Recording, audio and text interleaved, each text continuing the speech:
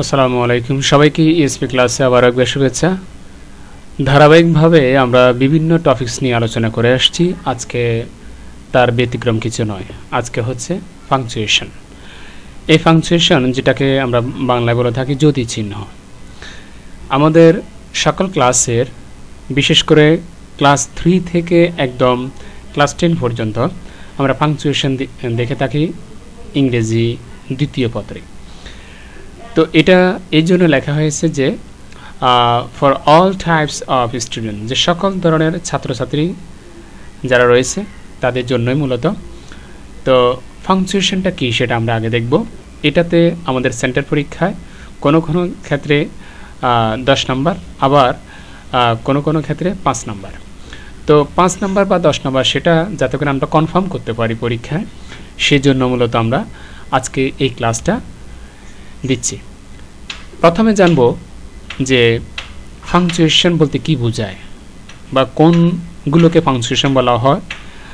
Punctuation হলো এমন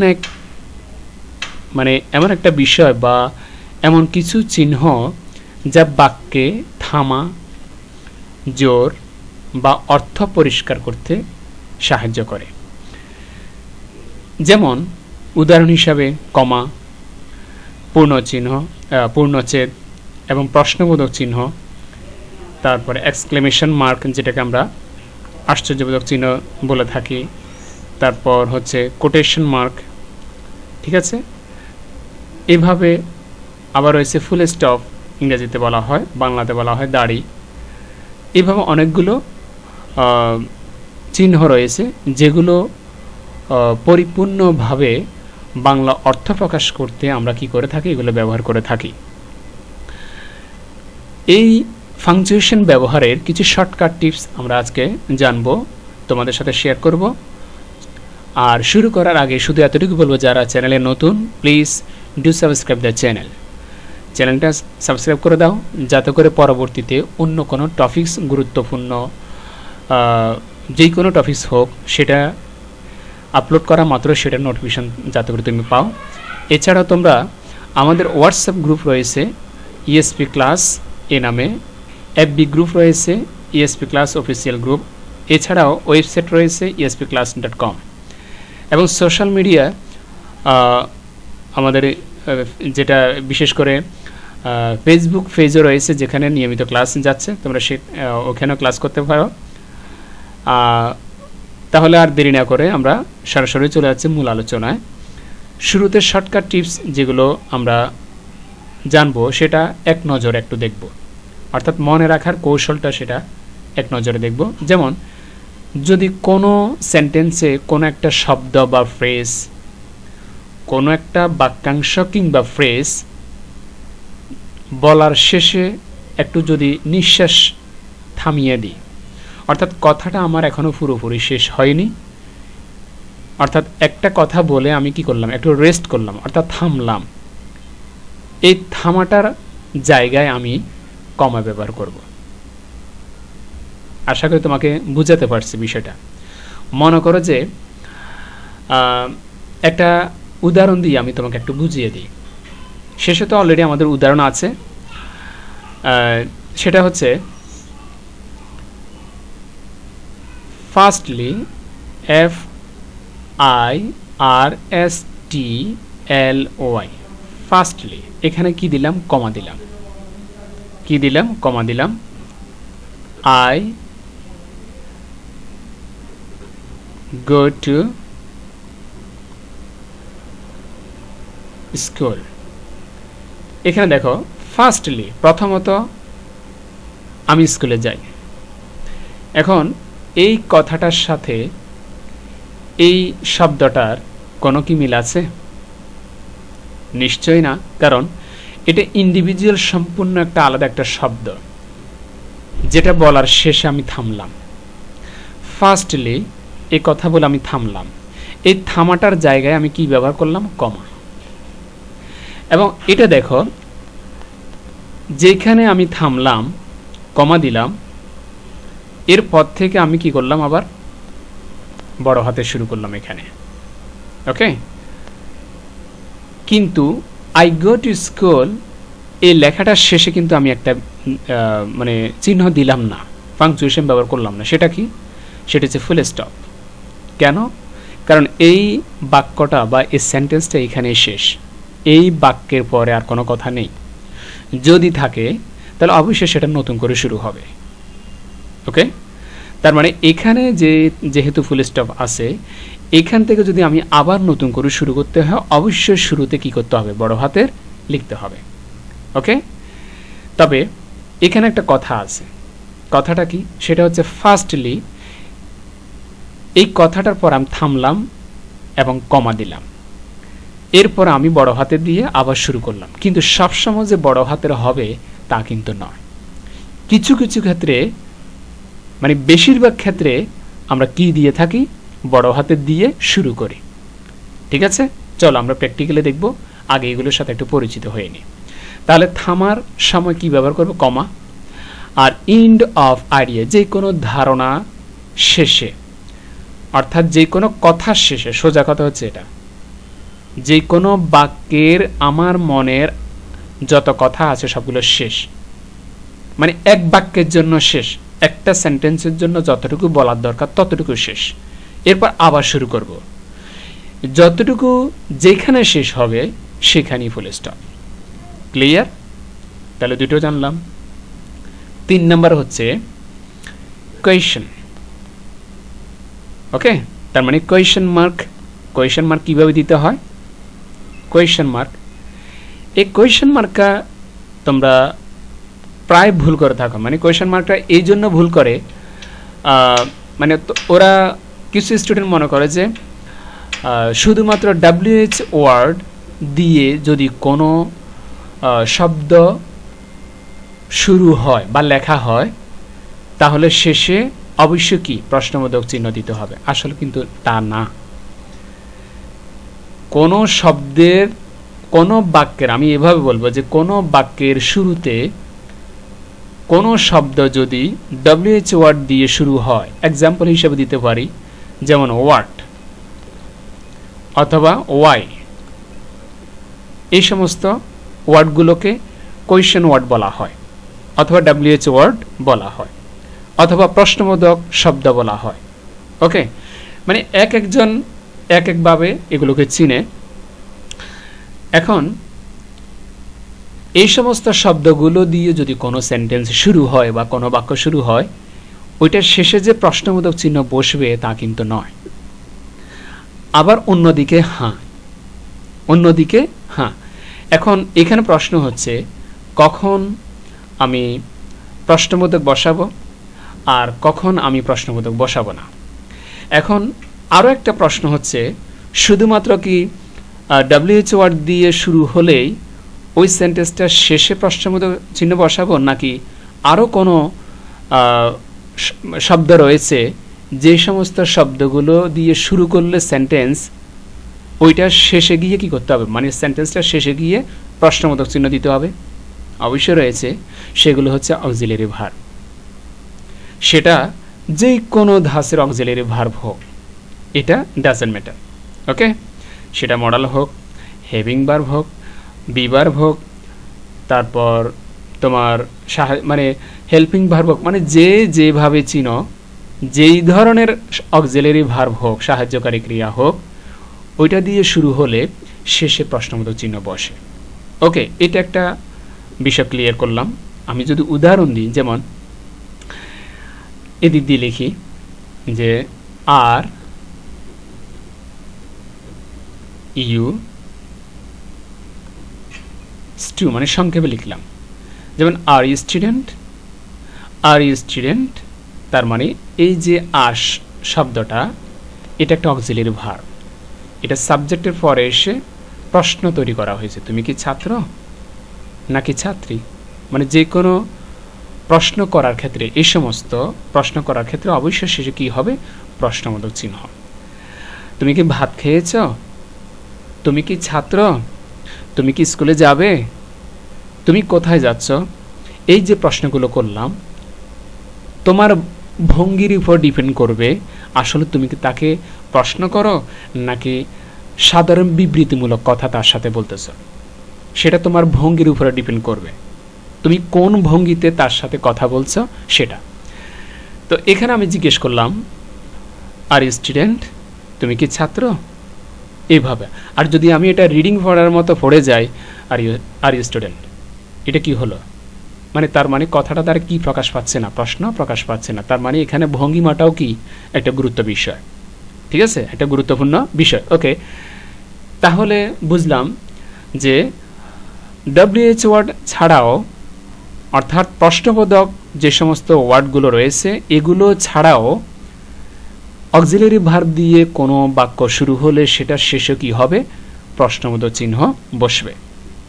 ওকে, এরপর আসো WH ওয়ার্ড দিয়ে শুরু হলে যে সবগুলোর শেষে প্রশ্নবোধক চিহ্ন বসবে এরকম কিন্তু না। এটা আমি সচরাচর আমার স্কুলে ক্লাসে আমি একটা ক্লাসে বুঝিয়েছিলাম। সেটা হচ্ছে যারা আমার ক্লাসটা দেখছো বিশেষ করে নবম শ্রেণীর ছাত্রছাত্রী যারা আছে নবম শ্রেণীর, তারা বলতে পারবে যে মানে অন্য ক্লাসে আমি বিষয়টা আমি ততটা করি নাই, মানে এই প্রসঙ্গটা আসার পরে মূলত এটা বোঝানো হয়েছে, মানে কখন আমি WH ওয়ার্ড দিয়ে শুরু হলে সেগুলোকে আমি প্রশ্নবোধক হিসাবে ধরব আর কখন ধরব না, মানে কখন আমি প্রশ্নবোধক হিসাবে আমি এটা চিহ্নিত করব আর কখন আমি সাধারণ কথা হিসাবে চিহ্নিত করব, এটার আমি অর্থ সহকার বুঝিয়েছিলাম। তো আজকের যারা ক্লাসটা দেখতে পাচ্ছ আশা করি তাদের জন্য বিষয়টা ক্লিয়ার হয়ে গেছে আমি কি বোঝাতে চাচ্ছি। তবু আমি একবার আমাদের অন্যান্য স্টুডেন্ট যারা আছে এখন দেখছে তাদের জন্য বিষয়টা আরেকটু ক্লিয়ার করি, তাহলে তাদেরও হয়তোবা আরেকটু স্মরণ চলে আসতে পারে। বিষয়টা হচ্ছে এটা, যেমন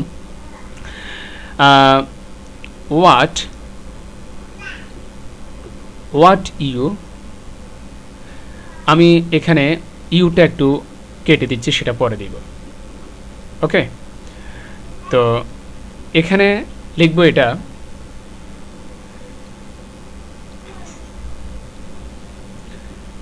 হচ্ছে হোয়াট ডু ইউ ওয়ান্ট। যেমন what do you want,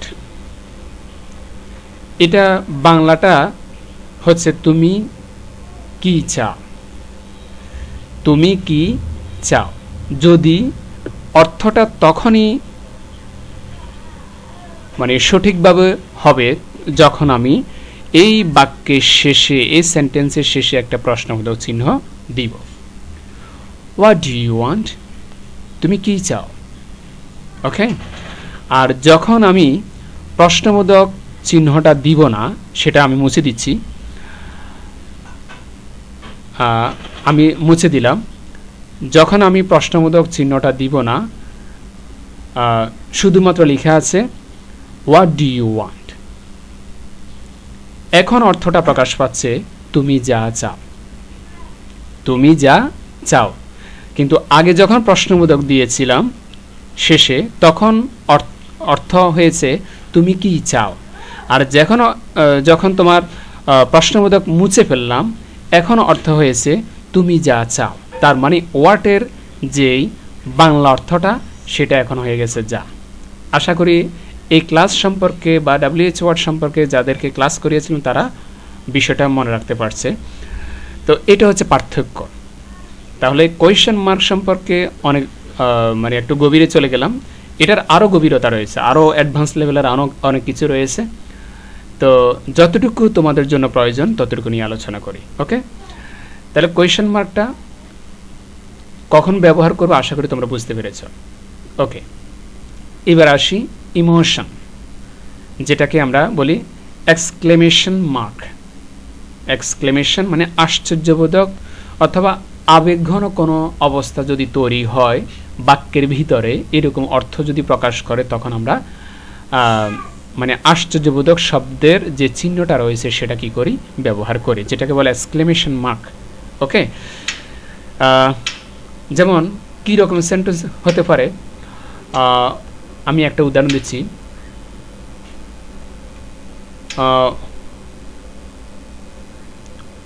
What are nice bird, শেষে দিলাম আশ্চর্যবোধক চিহ্ন। হোয়াট এ নাইস বার্ড, কি সুন্দর পাখি, কি সুন্দর পাখি। মানে আমি এমনভাবে ভঙ্গিটা প্রকাশ করলাম, মনে হয় যেন এইরকম সুন্দর আমি পাখি আর দেখি নাই।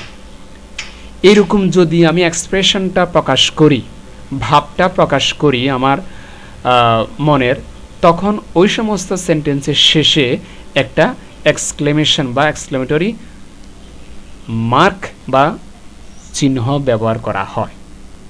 ঠিক আছে, আশা করি তোমরা বুঝতে পেরেছ। যদি সেটা দুঃখেরও হয় তবুও ব্যবহার করব, যদি খুশির হয় তবুও ব্যবহার করব, ইভেন কি যদি অবাক করার কোনো ঘটনা ঘটে তখনও আমি এটা কি করব, ব্যবহার করব। ঠিক আছে, যেমন একটা শব্দ বলি, যেমন হুররে,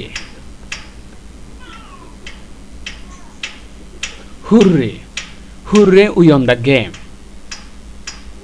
আমরা খেলায় জিতে গেছি, ওয়াও আমরা খেলায় জিতে গেছি। এই শব্দগুলোর শেষে সচরাচর কি থাকে, আশ্চর্যবোধক চিহ্ন থাকে। আশা করি বুঝাতে পারছি। এরপরে আসো স্পিচ অর থট, অর্থাৎ কোনো একজন আমাদের নবী কিংবা অন্যান্য ধর্মের যারা মনীষী আছেন, দার্শনিক আছেন, বা কবি আছেন, বা সাহিত্যিক আছেন, তাদের কোনো একটা বিশেষ কোনো লেখা, বিশেষ কোনো একটা লাইন যেটা মানে খুব গুরুত্ব বহন করে, এই সমস্ত লেখাগুলোকে সচরাচর আমরা কোটেশন মার্ক দিয়ে কি করে রাখি, আবদ্ধ করে রাখি, আবদ্ধ করে রাখি। তো সেটা আমাদের নবীর কোনো হাদিস হতে পারে, কিংবা কোনো কবির কোনো উদ্ধৃতি হতে পারে, অথবা কোনো প্রবাদ প্রবচন হতে পারে, যেটাকে আমরা বাংলায় জেনে থাকি।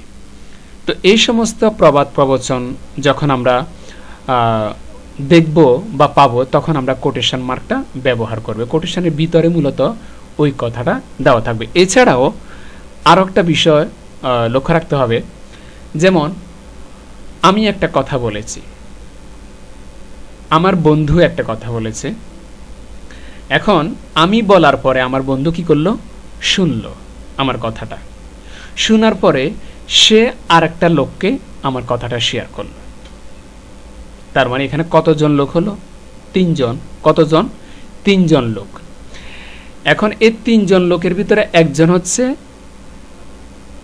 কে, আমি। তার মানে কথাটা কে বলছে, প্রথমে আমি বলছি। এই কথাটা আমি বলার পরে কার কাছে গেছে, বন্ধুর কাছে। কার কাছে, বন্ধুর কাছে গেছে। বন্ধু কথাটা শুনলো, এরপরে বন্ধু থেকে আরেকজন থার্ড পার্সন, যেটাকে আমরা বলি, এই থার্ড পার্সন ব্যক্তির কাছে কথাটা চলে গেল। কার মাধ্যমে, বন্ধুর মাধ্যমে। তার মানে এই যে বন্ধু মাঝখানে রয়েছে, সে কি করলো, আমার কথাটা যখন তার কাছে শেয়ার করলাম, সে নিজে পেটের ভিতরে কথাটা রাখতে পারলো না, তখন সে কি করলো, আরেকজন থার্ড পার্সন ব্যক্তির সাথে আমার কথাটা শেয়ার করে দিল। তাহলে মূল কথাটা কার, মূল কথাটা হচ্ছে আমার। তো আমার কথাটা যখন সে থার্ড পার্সন কোনো ব্যক্তির কাছে শেয়ার করবে, তখন আমি যেই কথাটা বলেছি ঠিক ঠিক সেই কথাটাকে সে কোটেশন মার্কে রাখবে। এটাকে বলে ন্যারেশন। এটাকে কি বলা হয়, ন্যারেশন। যদি এক্সাম্পল দিই, যেমন হি সেড, হি সেড, এখানে দিলাম কমা, এখানে কি দিলাম, কমা। তার মানে হি সেড, সে বলেছিল, এখানে ইয়া দিলাম, কোটেশন দিলাম আই এম আ স্টুডেন্ট, সংক্ষেপে লিখলাম আমি স্টুডেন্ট। এই কথাটাকে কোটেশনের ভিতরে রাখলাম, শেষে ফুল স্টপ দিলাম। তার মানে এই কথাটার পর আর নাই। এখন প্রশ্ন হচ্ছে, এই যে বন্ধু যে আমার কথাটা মানে তৃতীয় একজন ব্যক্তির কাছে শেয়ার করলো, তাহলে কোন কথাটা শেয়ার করলো, আমি কি বলেছি আমার বন্ধুর সাথে, বলেছি আই এম এ স্টুডেন্ট, এই কথাটা আমি বলেছি। এখন সে কি বলল, ওই থার্ড পার্সন ব্যক্তির কাছে, সে এভাবে বলছিল, he said I M a student. এই পুরো কথাটা কে বলছে? এই পুরো কথাটা বলছে মাঝখানে যে বন্ধুটা রয়েছে আমার, এই বন্ধু কার কাছে বলছে? ওই থার্ড পারসন ব্যক্তির কাছে বলছে। এখন তাহলে কথাটা কে বলছে? পুরো কথাটা না, শুধুমাত্র আই এম এ স্টুডেন্ট এই কথাটা কে বলছে? এই কথাটা আমি বলছি। তো এই কথাটাকে বন্ধু এমনভাবে বলল যে এভাবে, যে he said I M a student. তার মানে হিটা কে? হিটা হচ্ছে আমি। হি সেড তার মানে আমি বলেছি, মানে সে বন্ধু থার্ড পারসন ব্যক্তির কাছে বলছে যে, মানে আমি যে কথাটা বলছি এই কথাটাকে বন্ধু তৃতীয় ব্যক্তির কাছে শেয়ার করতেছে যে he said I M a student. তার মানে হিটা হচ্ছে আমি বলেছি। আমি কি বলেছি? I M a student. ঠিক আছে? তার মানে আমি যে কথাটা বলছি এই কথাটাকে কোটেশনের ভিতরে রাখছি। তার মানে এটা একটা ন্যারেশন। আশা করি বুঝতে পারছি। তো এই সমস্ত ন্যারেশন ক্ষেত্রে কোটেশন ব্যবহার করা হয়। তোমাদের পাংচুয়েশন যেটা পরীক্ষা আসে এগুলো তো এইভাবে থাকবে। এছাড়াও ওই যে বললাম, কোনো প্রবাদ প্রবচন যদি থাকে, কোনো মনীষীর কথা, কোনো হাদিসের কথা, কিংবা কোনো কবির কথা, এই সমস্ত কিছু যদি থাকে, ওই সমস্ত কথাগুলোকে, মানে উনি যেটা বলেছেন, মানে মনীষী হোক কবি হোক, যে কথাটা বলবেন স্পেসিফিকভাবে নির্দিষ্টভাবে, ওই কথাটাকে কোটেশনের ভিতর রাখতে হয়। এটা হচ্ছে ফাইনাল খেলা। ওকে, এবার আসেন ওনারশিপ, মানে অধিকারত্ব যেটাকে বলা হয়। অধিকারত্ব বলতে দেখেন অ্যাপোস্ট্রফিয়ে তারপরে দেওয়া হয় এস। আমরা বলি অ্যাপোস্ট্রফিয়াস এভাবে বলি, কিন্তু শব্দটা হচ্ছে অ্যাপোস্ট্রফি। ঠিক আছে, তারপরে এস বলতে হয়। ওকে, এখন এটা কখন ব্যবহার করব? যেমন অধিকারত্ব আদায়ের জন্য আমরা অ্যাপোস্ট্রফিয়াস কি করি? ব্যবহার করি। সেটা কি? যেমন করিমের বাবা, তো এখান দিয়ে লিখলাম যে করিম।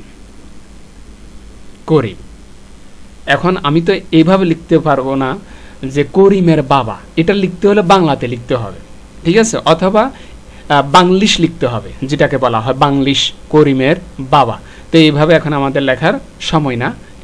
এখানে লিখলাম শুধুমাত্র করিম, এরপরে এখানে লিখলাম যে ফাদার। ঠিক আছে, তো করিম ফাদার, করিমের বাবা, করিমের কি? বাবা। এখানে কিন্তু সঠিকভাবে কথাটা হয় নাই। কেন হয় নাই? কার বাবা? প্রশ্ন যদি করা হয় কার বাবা? করিমের। তো করিমের বাবা যখন কথাটা বলবো, তখন এই এম এর পরে একটা অ্যাপোস্ট্রফি দিব, এরপরে এস দিয়ে দিব। এটাকে বলে অ্যাপোস্ট্রফিয়াস এস। এটার নাম হচ্ছে অ্যাপোস্ট্রফি, আর এটার শেষে যেটা দিলাম এটা হচ্ছে এস, এই জন্য বলা হয় অ্যাপোস্ট্রফি এস। ক্লিয়ার? ওকে, এখন বলা যাবে করিমের বাবা, করিমের মা, বা করিমের বাড়ি, করিমের জায়গা, মানে যেটা তুমি অর্থ বুঝাতে চাচ্ছ এটা এইভাবে করে করতে হয়। যার অধিকারত্ব আছে তার সাথে কি করে দিবে? গলার মালা লাগাই দিবে। বুঝো নাই? মানে যার সম্পর্কে কথা হবে তার সাথে এই অ্যাপোস্ট্রফি এসটা জুড়ে দিবে। ক্লিয়ার? আশা করি বুঝাতে পারছি। এরপর আসো লিস্ট অর এক্সপ্লেইন, তালিকা অথবা বর্ণনা, মানে ব্যাখ্যা যেটাকে বলা হয়। তালিকা করার সময় অথবা ব্যাখ্যা করার সময় সচরাচর কোলন বসে। যেই কোনো ঘটনা বিস্তারিতভাবে যখন আমি কি করব? আমি তুলে ধরব। যেমন পরীক্ষার খাতায় 1 নং প্রশ্নের উত্তর, এটা লেখার পরে নিচে দিয়ে একটা আন্ডারলাইন করি। এটা করার পরে এখান থেকে শুরু করি ক, মানে ক নং প্রশ্নের উত্তর, মানে ক নাম্বার প্রশ্নের উত্তর। তো এরপরে ক দিয়ে কি করি? উত্তর লিখে এখানে কোলনটা দিই। ক্লিয়ার? দিই না আমরা? দিই না? হ্যাঁ দিই। এটাকে কোথায় ব্যবহার করেছি দেখেছ? তার মানে উত্তর বলতে এটার পরেই বিস্তারিত শুরু। হাবিরমার কিচ্ছা যা আছে, একজন পরীক্ষার হলে কবি হয়ে যায়, বুঝো না? হ্যাঁ, তার মানে উত্তর যখন কথাটা দেওয়া হবে, তার মানে এর পরে শুরু কবিগিরি। কি গিরি? কবিগিরি শুরু। তার মানে এখানে বিস্তারিতভাবে লেখা শুরু। ক্লিয়ার? তখন কোলনটা ব্যবহার করা হয়। কোথায় দেখিয়ে দিলাম তো, ঠিক আছে? এইভাবে। এরপর আসো join related ideas. Join related ideas, মনে করো যে দুটো বাক্যকে আমি একটু যোগ করব, জয়েন করব, একত্র করব। তখন এই জয়েন করার আগ দিয়ে আমি সেমিকোলন ব্যবহার করতে পারি। সেমিকোলন ব্যবহার করতে পারি। দুটো বাক্যকে যখন আমি একত্র করব, মানে রহিমের একটা আবার করিমের একটা, ঠিক আছে? করিমের একটা, তার মানে করিমের সম্পর্কে একটা বাক্য, রহিমের সম্পর্কে একটা বাক্য। এই দুটো বাক্যকে আমি এক জায়গায় যখন, মানে একত্রে যখন একটা সুতোতে গেঁথে দিব, তখন এই মাঝখানে কি করি? এভাবে একটা সেমিকোলন ব্যবহার করি। আশা করি বুঝতে পারছি। যখন আমরা প্র্যাকটিক্যালি দেখব নিচে, তখন আমরা বুঝতে পারব। এবার আসো ইনকমপ্লিট থট। অর্থাৎ ইনকমপ্লিট থট বলতে যে লেখাটা শেষ হয় নাই, যে কথার কোনো শেষ হয় নাই, ওই কথাটা, যে কথাটা লেখা বাকি আছে, যে কথাটা বলার বাকি আছে, ওইটা চিহ্নিত করার জন্য আমরা কি করি? ডট ডট ডট ডট ব্যবহার করি। তার মানে এখানে অনেক কিছু আছে, অনেক কিছু বুঝাচ্ছে। যেমন প্র্যাকটিক্যাল উদাহরণ বলে দিই। প্র্যাকটিক্যাল উদাহরণ হচ্ছে, আমরা স্টোরি পড়ি না? পড়ি কি না? তোমাদের ফার্স্ট পেপারে স্টোরি আছে না? তো স্টোরি যখন পড়ি, পরীক্ষার প্রশ্নে স্টোরি 1 থেকে 2 লাইন দেওয়া থাকে, বাকিটা কি হয়? ডট ডট ডট ডট দেওয়া থাকে না? তার মানে ওই স্টোরির আরও কি আছে? বাকি অনেকগুলো ইতিহাস আছে, যেগুলো তোমাকে নিজের থেকে লিখতে হবে। নিজের থেকে লিখে এটা উত্তর করতে হবে। ক্লিয়ার? মানে সমাপ্তি ঘটাতে হবে। আশা করি বুঝাতে পারছি। আর এই ডট ডটটাকে কি বলা হয় ইংলিশে? এলিপসিস। ক্লিয়ার? এতদিন আমরা ডট ডট বলছি, এটাকে ইংরেজিতে কি বলে? এলিপসিস। আসো এবারে অনেকগুলো বিষয় সম্পর্কে জানলাম, মানে খুব ডিটেলসলি আমরা বুঝলাম কোনটার কি কাজ, কখন ব্যবহার করবে সেটা। এখন আসি প্র্যাকটিক্যালে। ওকে, আসো এবারে এখানে লিখে আছে punctuation is a shortcut tips, সহজ মনে রাখার নিয়ম, অর্থাৎ সহজভাবে মনে রাখার নিয়ম। চলো, যেমন ফুল স্টপ আমি অলরেডি বলে দিয়েছি, ভাব শেষ, তার মানে কথা শেষ। তো এখানে কি লিখলাম? যখন একটি বাক্য সম্পূর্ণ হয় তখন শেষে ফুল স্টপ দাও। এক্সাম্পল হিসাবে, হি ইজ মাই ফ্রেন্ড, সে আমার বন্ধু। ট্রিকটা কি? ভাব শেষ, ফুল স্টপ দাও। ক্লিয়ার? এবারে 2 নম্বরে কি আছে? কমা। কমা কখন ব্যবহার করব? একটু থামলে, সেটা হোক পানি খেতে থামছি, সেটা হোক কাউকে উকি মারতে ডাকছি, উকি মারতে ডাকতে গেছি তখন থামছি, অথবা খেলার মাঝখানে বিরতি দিয়েছে তখন থামছি। যেটা হোক না, তার মানে আমার এখানে শেষ হয়নি খেলাটা, মাঝখানে একটু বিরতি দিলাম। সরি, এই বিরতিটাই হলো কমা। বিরতিটা কি? কমা। তাহলে এখানে কি? যেখানে পড়তে গিয়ে একটু থামতে হয় সেখানেই কমা ব্যবহার করতে হয়। এক্সাম্পল হিসাবে, after lunch I went to school. After lunch I went to school, তার মানে লাঞ্চের পরে আমি স্কুলে গিয়েছিলাম। এই যে আফটার লাঞ্চ, এটার পরে কমা আছে। আশা করি বুঝাতে পারছি। এগুলো প্র্যাকটিক্যাল উদাহরণ। এরপরে দেখো 3 নাম্বার বলছে, এখানে আরেকটা কমার ক্ষেত্রে আরেকটা উদাহরণ দিয়ে, যেমন এখানে আরো কিছু বলা আছে যে একাধিক জিনিস তালিকায়, মানে তালিকায় কমা দিও। সেটা কি? I bought apples, bananas and grapes. দেখো আমি কি কিনলাম? অ্যাপল কিনলাম, ব্যানানাস কিনলাম এবং গ্রেপস কিনলাম। তো এখানে আঙুর, কলা, আপেল যেটাই কিনি না কেন প্রত্যেকটা জিনিস কি আলাদা আলাদা না? যেমন আপেলটাও আলাদা, এটাকে আলাদাভাবে কি করলাম? কমা দিয়ে করলাম। ব্যানানাস এটা আরেকটা ফলের নাম, সেটাও কমা দিয়ে আলাদা করলাম। এবং সবশেষে গ্রেপস যেটা রয়েছে সেটা একটা আলাদা ফল। ঠিক আছে? সবশেষে যেই নাম কিংবা কোনো বস্তুর নাম কিংবা কোনো ফলের নাম কোনো বিষয় মানে XYZ যে কোনো টপিক্সের যদি হয়ে থাকে সর্বশেষ ক্ষেত্রে, তখন তার আগে কমা দিতে হয় না, তার আগে সবসময় এন্ড ব্যবহার করতে হয়, যেটাকে বলা হয় কানেক্টর বা কনজাংশন বা লিঙ্কিং ওয়ার্ড। ঠিক আছে? এর আগে যত কিছু আছে রহিম, করিম, তারপর শাহাদাত, তারপর রাজ্জাক বা বাবুল, এভাবে অনেক নাম হতে পারে একটা সেন্টেন্সের ভিতরে। ঠিক আছে? প্রত্যেক জনকে কমা দিয়ে কি করব? লিখব এবং সবশেষ যিনি থাকবে তার আগে একটা এন্ড দিয়ে দিব, এরপর তার নামটা লিখে দিব। ক্লিয়ার? এরপর 3 নাম্বার কোয়েশ্চেন মার্ক, প্রশ্ন করলে প্রশ্নবোধক বাক্যের শেষে প্রশ্নবোধক চিহ্ন দাও। এক্সাম্পল হিসেবে দেখতে পারি হোয়াট ইজ ইউর নেম, তার মানে এখানে প্রশ্ন করেছি, প্রশ্নবোধক দিয়েছি। ঠিক আছে? প্রশ্ন মানেই কি? প্রশ্নবোধক চিহ্ন। কিন্তু কখন ব্যবহার করি সেটা কিন্তু আমি আগে বিস্তারিত আলোচনা করেছিলাম। এরপরে 4 নম্বরে এক্সক্লেমেশন মার্ক, মানে যেটাকে বলে অনুভূতি যদি প্রকাশ পায়, সেখানে অনুভূতিটা বিস্ময় হতে পারে, আনন্দেরও হতে পারে, রাগেরও হতে পারে, অথবা ভয়েরও হতে পারে। যেইভাবে হোক না কেন এক্সক্লেমেশন বিষয়টা, অনুভূতিটা, তখন তোমাকে অবশ্যই শেষে কি করতে হবে? এক্সক্লেমেশন মার্ক দিতে হবে। যেমন ওয়াও, ওয়াও শব্দটা একটা কি? আনন্দের জন্য ওয়াওটা ব্যবহার করা। ওয়াও কি লিখছে? হোয়াট আ নাইস ফ্লাওয়ার, কি দারুণ ফুল। তার মানে এটা আনন্দের সাথে আমি প্রকাশ করলাম।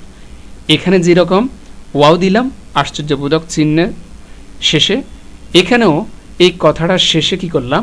আশ্চর্যবোধক চিহ্ন দিলাম। ক্লিয়ার? আর এক কথায় মনে রাখবে, এক্সক্লেমেশন মার্ক মানে কি? অনুভূতি প্রকাশ পেলে, সেটা যেই ধরনের অনুভূতি হোক, তার শেষে এক্সক্লেমেশন মার্ক দিতে হবে, আশ্চর্যবোধক চিহ্ন দিতে হবে। এরপর হচ্ছে 5 নম্বরে কোটেশন মার্ক। ওই যে বললাম কি আছে, যখন কারো কথা সরাসরি লিখবে, এটা তো উদাহরণ দিয়ে দিলাম আমি। তারপরেও আছে যেমন he said I am tired, মানে সে বলেছিল আমি ক্লান্ত। এই কি বলেছে? যেটা বলেছে সেই কথাটাকে শুধু কি কোটেশনের ভিতরে রাখছে। দেখেছো? এটা তার মানে কারো কথা বলাটাই হলো কি? কোটেশনের ভিতরে। ঠিক আছে? এরপরে আমরা দেখব অ্যাপোস্ট্রফি এস 6 নম্বরে, সেটা হচ্ছে ওই যে বললাম অধিকারত্ব বোঝাতে বা মালিকানা বোঝাতে, যার কিছু বোঝায় তারপর অ্যাপোস্ট্রফি এস বসে। যেমন রহিমস ফ্যান ইজ ব্লু, তার মানে রহিমের কলমটা কি? নীল। রহিমের কলমটা নীল। কার কলম? রহিমের। তো ওই দেখেছ? নীল, অ্যাপোস্ট্রফি এস বসেছে। মানে যার মালিকানা তার সাথে কি করে দিব? অ্যাপোস্ট্রফি এস বসিয়ে দিব। ওকে? এরপরে আসি আমরা অ্যাপোস্ট্রফির আরেকটা ব্যবহার আছে, সেটা কি? যেমন উল্টো ব্যবহার, অ্যাপোস্ট্রফির উল্টো ব্যবহার। ঠিক আছে? উল্টো ব্যবহার বলতে সেটা কি রকম? দেখো, শব্দ ছোট করলে, শব্দ কি? ছোট করলে, যেমন এখানে দেখি আই এম, তো এটার সমান যদি এটাকে শর্টকাট করি তখন হবে কি? I am. এটা না? এরকম শর্টকাট কোনো বিষয় আমরা যখন করে ফেলবো, মানে ছোট করে ফেলবো, বড় কোনো বিষয়কে ছোট করে বলবো, তখন এই ছোট করার জন্যই মাঝখানে কি করা হয়? অ্যাপোস্ট্রফি ব্যবহার করা হয়। কিন্তু এখানে আবার এস ব্যবহার করা হয় না, এই জন্য বলে দিলাম শুধুমাত্র অ্যাপোস্ট্রফি, নট এস। ওকে? আশা করি ক্লিয়ার।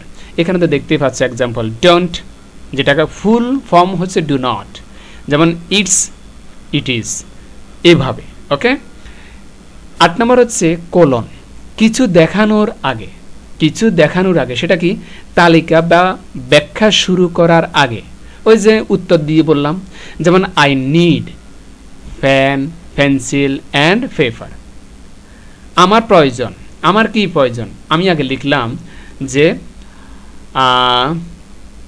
আই নিড, এখানে কমা দিলাম, অথবা এখানে লিখলাম আই সেড, আই সেড দিলাম কোলন।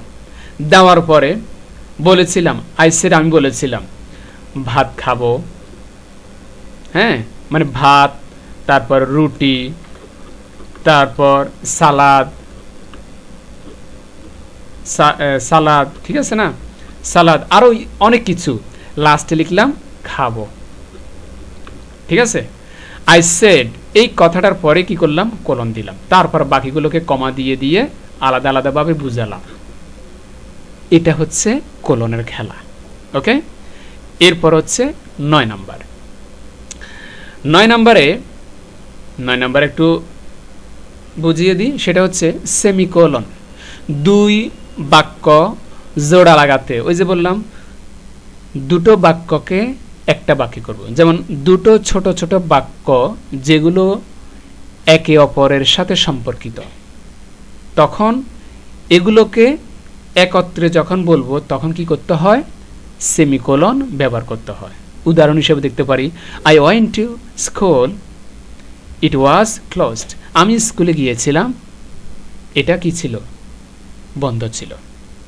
আমি স্কুলে গিয়েছিলাম, বন্ধ ছিল।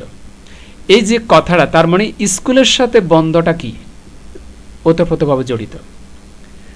যেই কথাটাকে কোলনের, সেমিকোলনের ভিতরে নিয়ে আসবো, মানে প্রথম অংশটার সাথে, এই প্রথম অংশটার সাথে দ্বিতীয় অংশের কি থাকতে হবে, মিল থাকতে হবে, ঠিক আছে। ওকে, এই জন্য বলা হয়েছে যে দুটো সেন্টেন্সকে যখন আমি একত্র করব, ওই দুটো সেন্টেন্স অবশ্যই একে অপরের সাথে মিল আছে কিনা সেটাও দেখতে হবে। যখন মিল থাকবে তখন এই দুটো সেন্টেন্সের মাঝখানে আমি কি করে দিব, সেমিকোলন ব্যবহার করে দিব। আশা করি ক্লিয়ার, যেটাকে সংক্ষেপে বলা হয় অল্প থামা আর কি, ঠিক আছে না, অল্প থামা। বেশি থামতে হলে কমা ব্যবহার করতে হবে, সেটাও মনে রাখতে হবে। আর সর্বশেষ যেটা এলিপসিস, যেটাকে ডট ডট বলি আমরা, কিছু বাদ বা ভাব অসম্পূর্ণ, মানে লেখার বাকি আছে, কথার বাকি আছে। যেমন I was thinking, dot dot দিলাম, বাকি অনেক কথা আছে, পরে বলবো। এরপরে একটা স্টোরি, আমরা এখানে দুটো স্টোরি আছে, একটা তোমাদেরকে দেখিয়ে দিচ্ছি। সেটা হচ্ছে ওয়ান ডে। ওয়ান ডে কথাটা বলে আমি থামলাম, ওয়ান ডে এখানে কমা ব্যবহার করলাম। রিমা শাউটেড, একদিন রিমা চিৎকার করেছিল, এই শাউটেড কথাটার পরে কমা দিলাম, ঠিক আছে। এরপরে চিৎকার করেছিল, চিৎকার করে কি করলো, ওয়ার ইজ মাই ক্যাট, আমার বিড়াল কোথায়। একদিন এই কথাটার পরও কি করলাম, কমা দিলাম। রিমা শাউটেড, এটার পরও কি দিলাম, কমা দিলাম। এরপরে রিমা কি বলল, শাউটেড মানে চিৎকার করে কি বলল, চিৎকার করে কি বলল, সেটা হচ্ছে ওয়ার ইজ মাই ক্যাট, আমার বিড়ালটা কোথায়। তার মানে এখানে অনেকগুলো বিষয় আছে। বিষয়টা কি, প্রথম কথা হচ্ছে প্রত্যেকটা কথার পরে কমা দিলাম, আর রিমা শাউটেড থেকে শুরু করে একদম শেষ পর্যন্ত এটা একটা ন্যারেশনের আওতায় পড়ে। তার মানে চিৎকার করছে কে, রিমা। রিমার কথাটা যেমন আমি যেরকম বলি হি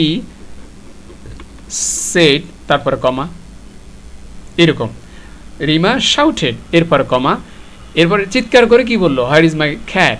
তার মানে এই যে শুরুতে প্রশ্নবোধক একটা বাক্য তৈরি হলো বা লেখা আছে ওয়ার, এটা দিয়ে একটা প্রশ্নবোধক চিহ্ন কি করলো, নির্দেশ করলো, যেটা প্রশ্নবোধক চিহ্ন। ক্লিয়ার।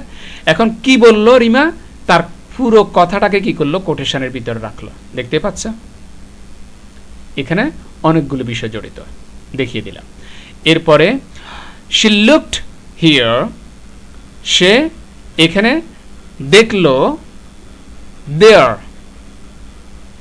সে এখানে সেখানে দেখলো, অ্যান্ড এভরিহোয়ার, এবং চতুর্দিকে কি করলো, সব জায়গায় খুঁজলো, দেখলো, এটার পরেও কমা।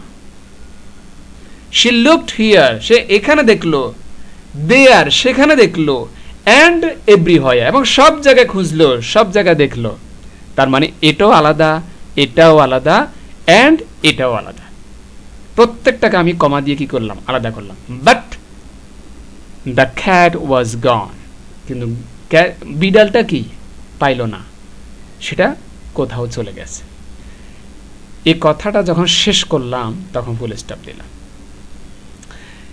এরপরে লেখা আছে সাডেনলি, হঠাৎ, হঠাৎ মানে হঠাৎ, কোথায় তো হারিয়ে গেছে সেটা পেলাম না।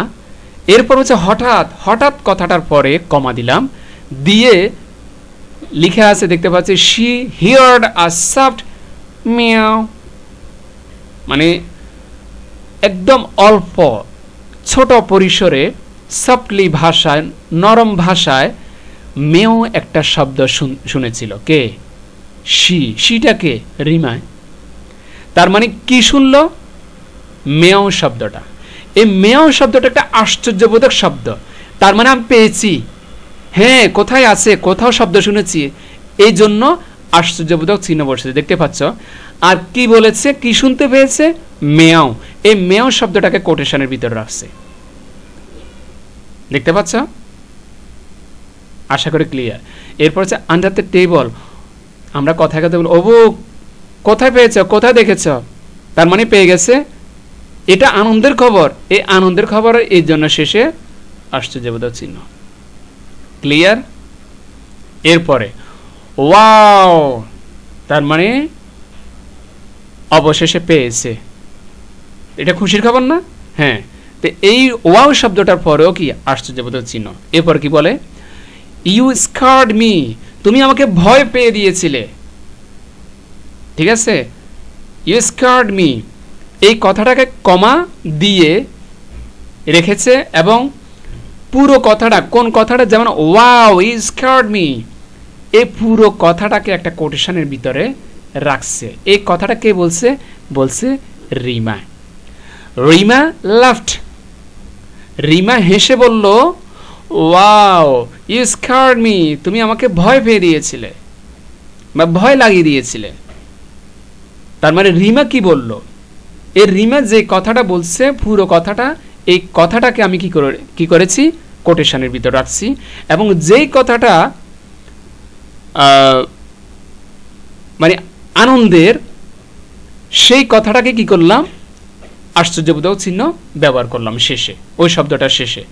এবং এরপরে কথার শেষে, কথার কি শেষ করলো? কোন কথা দিয়ে শেষ করলো সে? ইউ স্কেয়ার্ড মি, মানে তুমি আমাকে ভয় লাগিয়ে দিলে। এই কথাটা শেষে কমা ব্যবহার করলাম। তার মানে এই যে এই কথাটা শেষ হলো কোথায়? লাফট, রিমা লাফট, এখানে গেল ফুল স্টপ। এখান থেকে শুরু করে একদম এখান পর্যন্ত এটা একটা ন্যারেশন। বুঝতে পেরেছ? মানে কথাটার রিপোর্টিং ভার্ব গেল শেষে, আর রিপোর্টেড স্পিচ আসলো আগে। ন্যারেশনের কয়টা অংশ? দুইটা না? একটা হচ্ছে রিপোর্টেড স্পিচ, আর একটা হচ্ছে রিপোর্টিং ভার। তো রিমার সাথে যেটা যুক্ত আছে সেটা হচ্ছে রিপোর্টিং ভার, আর যেটা বলেছে রিমায় সেটা হচ্ছে রিপোর্টেড স্পিচ। যেটা বলেছে সেটাকে কোটেশনের ভিতর রাখছে, সেটাকে বলা হয় রিপোর্টেড স্পিচ। আশা করি ক্লিয়ার। এটা তো করলাম। এরপরে তোমাদের জন্য স্টোরি 2, যেটা তোমরা দেখতে পাচ্ছ, এটা নিজের একবার দেখে নিবে এটা কিভাবে হলো। যদি কোনো বুঝতে সমস্যা হয় সেটা আমাকে কমেন্টসে জানাবে, অথবা গ্রুপে জানাবে জয়েন হয়ে। সেটা নাই বললাম। আবার নিচে আরও কিছু দেখাচ্ছি, দেখো প্র্যাকটিক্যাল, মানে যেটা তোমাদের পরীক্ষায় আসে এইভাবে আর কি, প্যারাগ্রাফের মতো আসে, উইদাউট ফাংচুয়েশন, মানে ফাংচুয়েশন যদি চিহ্ন ছাড়া আর কি, ফাংচুয়েশন ছাড়া তোমাদের পরীক্ষায় এইভাবে থাকবে। তো তোমাদেরকে উত্তর সহ করে দিলাম, ঠিক আছে? তোমরা এটা কিভাবে হলো, কোথায় হলো, কি কি চিহ্ন ব্যবহার করলো সেটা উত্তর দেখবে। তাহলে তোমাদের কাছে আরও পরিষ্কার হয়ে যাবে কোথায় কি ব্যবহার হয়েছে, কি প্রকাশ পাচ্ছে, কি ভঙ্গিমা, কি অঙ্গভঙ্গি প্রকাশ পাচ্ছে কোন লাইনে, সেটা প্রথমটা দেখলে, প্রশ্ন দেখলে উত্তরের সাথে কি করে ফেলবে, মিলাই ফেলবে। ঠিক আছে? তাহলে আজকে অনেক কিছু আলোচনা করলাম পাংচুয়েশন সম্পর্কে। আশা করি ভবিষ্যতে পাংচুয়েশন নিয়ে কোনো কনফিউশন থাকবে না। আর এত সুন্দর সুন্দর ক্লাস যাচ্ছে, তোমরা যদি চ্যানেলটা সাবস্ক্রাইব করে না রাখো তাহলে তো সুন্দর ক্লাসগুলো মিস করে ফেলবে না। সেই জন্য অবশ্যই হোয়াটসঅ্যাপ চ্যানেল যেটা রয়েছে ইএসপি ক্লাস এই নামে, এটাতে জয়েন হয়ে নিবে। আর অবশ্যই এটা ফলো দিয়ে রাখবে, শেয়ার করবে, পাশাপাশি প্লিজ ইএসপি ক্লাস চ্যানেলটা কি করে রাখবে, সাবস্ক্রাইব করে রাখবে। Please do subscribe the channel. সঙ্গেই থাকো, আগামীতে আরেকটা টপিকস নিয়ে দেখা হবে। আজকে এই পর্যন্তই। খোদা হাফেজ। আসসালামু আলাইকুম রহমতুল্লাহ।